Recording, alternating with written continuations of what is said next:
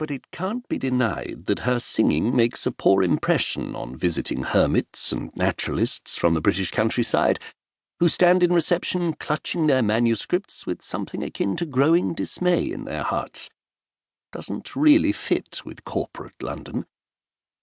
The off-key notes of "Abide with Me" faded as I crossed reception with its shabby armchairs and opened the door in the wood panelling into the silence of the library.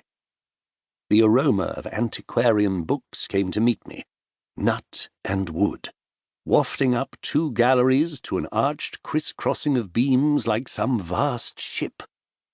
A gallery of shadows on the first floor hinted at where our offices were, encircling the library like watchtowers. The armchairs were empty in the alcoves, and a large antique globe sat in its wooden base, patently untouched for decades.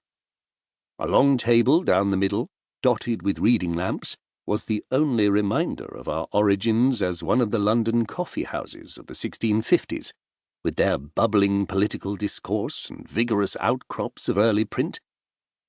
What was once a bustling core of intellectual life is now a huge, largely unused asset, visited by around 30 visitors a year, who mainly come to study the calligraphy of the 17th century books.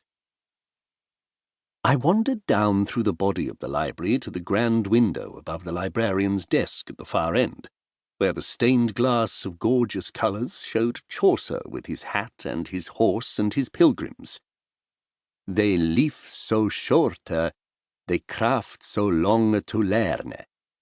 In the chill morning silence, broken only by the muffled exclamations from the post-room, it smote me to the core. My epitaph? Would I, too, have enough time to do all I was meant to do, before the sacred light of learning was extinguished forever, before the library shelves were torn out and their contents carried away? New Year foreboding and gloom laid a cold finger on my heart. The ghosts of the past and future gathered about me. I am 38, single. Somehow Lady Wright never came along. I have a history of being made redundant from small charities. Here, in this beached ark, I had found shelter. And now, in this ephemeral quicksilver time, tyrannized by an ephemeral media, would the Dark Ages return, libraries close, books dwindle and die.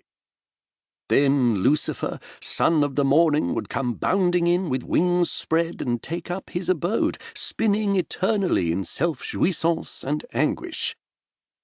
From somewhere I sensed danger.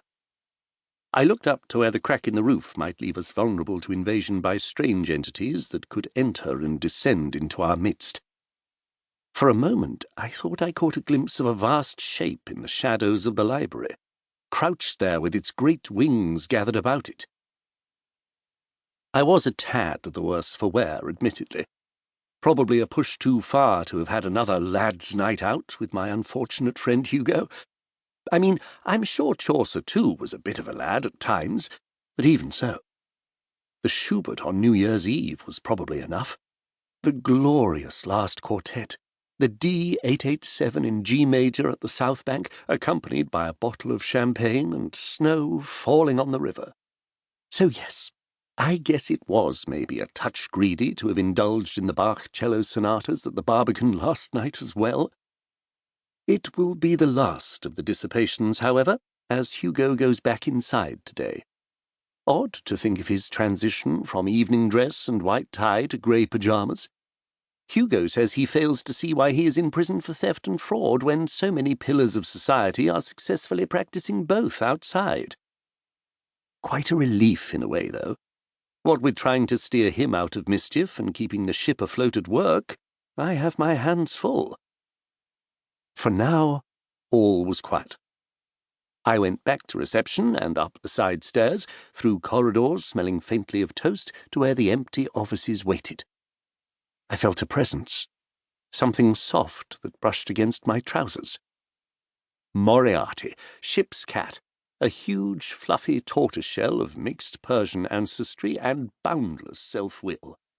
No problem.